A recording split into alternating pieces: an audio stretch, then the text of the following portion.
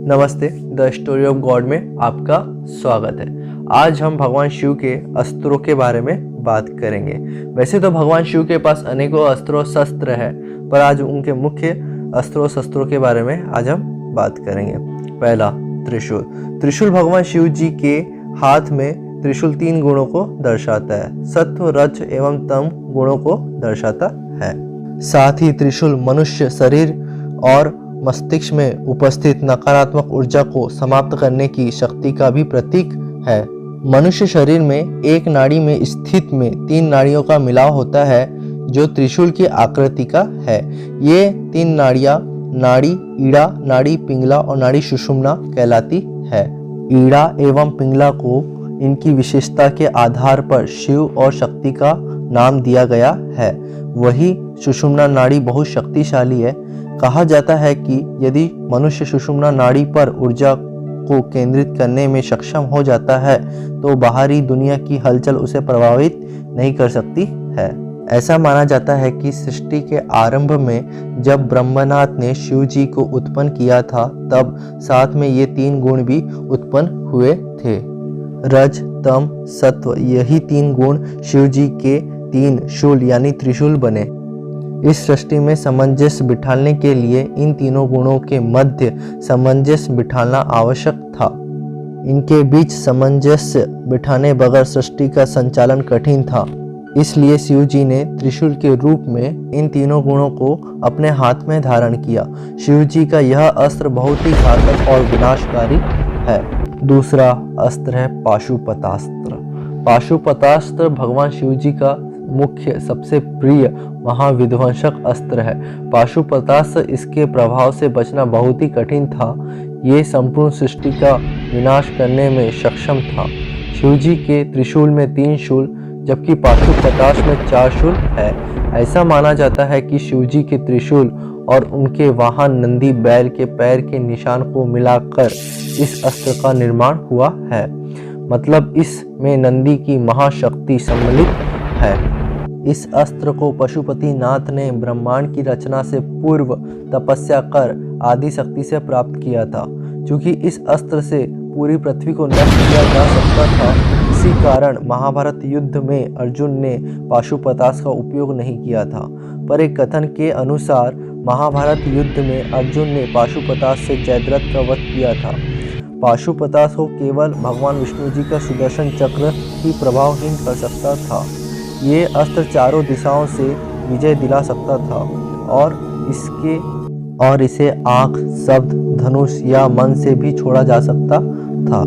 ऐसा कहा जाता है कि शिव जी इसी अस्त्र से सृष्टि का विनाश करेंगे। पुराणों के उल्लेख से ज्ञात होता है जब पाशुपतास्त्र चलाया जाता था तब सब कुछ नष्ट हो जाता था। इसका प्रयोग होने से नकारात्मक शक्ति जैसे दैत्य, शैतान, आत्मा आदि आ जाते थे। तब इसे और भी शक्तिशाली बना देते थे। पाशुपतास्त्र के सामने जीवित या मृत सब कुछ नष्ट हो जाता था। तीसरा अस्त्र है रुद्राक्ष। रुद्राक्ष वह अस्त्र था जो भगवान शिव के अंश रुद्र से आरोषित था।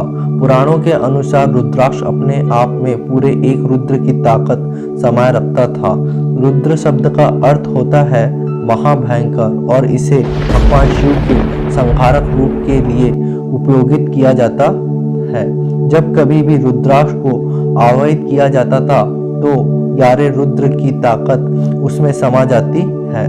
तो फिर एक तूफान के साथ रुद्राक्ष अपने लक्ष्य का विनाश कर देता था। रुद्राक्ष एक साथ कई सेनाओं को नष्ट करने की काबिलियत रखता था। रुद्राक्ष का मुकाबला करना यानी रुद्र का मुकाबला करना होता था।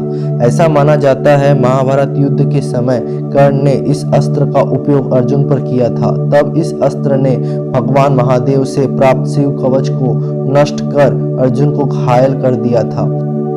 सिवाय रुद्राक्ष के भगवान महादेव के शिव कवच को कोई अन्य अस्त्र तोड़ नहीं सकता था।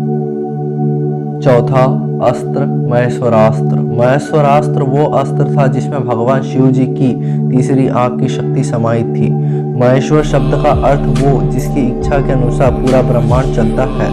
जब भी महेश्वरास्त्र को आवाहित किया जाता था तब भगवान शिव जी की तीसरी आंख से निकलने वाली अग्नि की तरह एक तेज आग की लहर लक्ष्य पर पड़कर उसे नष्ट कर देती थी कि ये लहर इतनी ताकतवर होती थी कि सृष्टि की महानतम शक्ति को भी नष्ट कर सकती थी। जिस तरह क्रोधित महादेव को सिर्फ भगवान विष्णु ही शांत कर सकते थे, या किसी और शब्दों में कहे कि भगवान शिव और भगवान विष्णु एक दूसरे को संतुलित करते हैं, उसी तरह महेश्वरास्त्र को शांत करने का एक ही उपाय था, वो ये कि इसके खिलाफ भगवान विष्णु जी के बनाए किसी अस्त्र का उपयोग करना।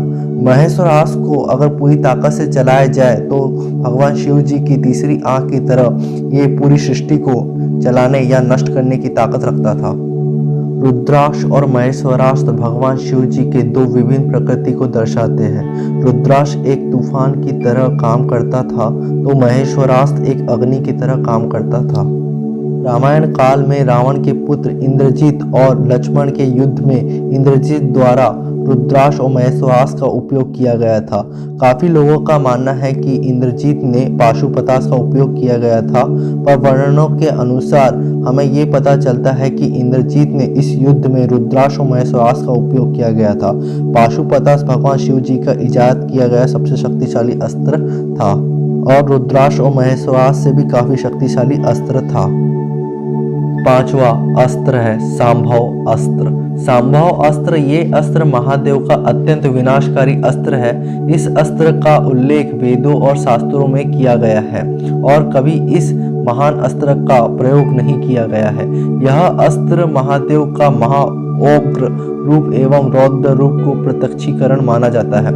यह अस्त्र बड़े से बड़े देव अस्त्र जैसे हजारों ब्रह्मास्त्र ब्रह्मशिरा अस्त्र को निगल जाने की शक्ति रखता है। पुराणों के अनुसार इस अस्त्र का ज्ञान केवल भगवान परशुराम जी के पास था। भगवान परशुराम जी महादेव के प्रिय भक्त थे। वे नित्य भोलेनाथ की पूजा किया करते थे।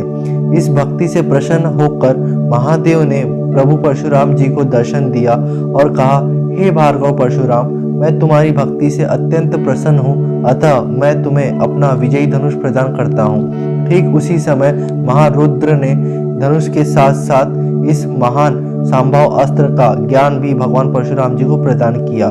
तभी से इस अस्त्र का ज्ञान भगवान परशुराम जी को प्राप्त हुआ। ये भगवान शिव जी के 5 शक्तिशाली अस्त्र हैं। इन अस्त्रों के अलावा भगवान शिव जी के पास भौरेंद्र नाम का चक्र, चंद्रहास खड़ग, भगवान महादेव का पिनाक धनुष, विजयी धनुष, जो हम आपको सांभव अस्त्र में इनके बारे में बता दिए हैं। भगवान महादेव के इन 4 अस्त्र शस्त्रों के बारे में हम अगली वीडियो या आने वाली वीडियो में बताएंगे। भगवान श्री कृष्ण की प्रतिज्ञा। भगवान श्री कृष्ण कहते हैं, मेरे लिए कड़वे वचन सुन के तो देख, कृपा न बरसे तो कहना।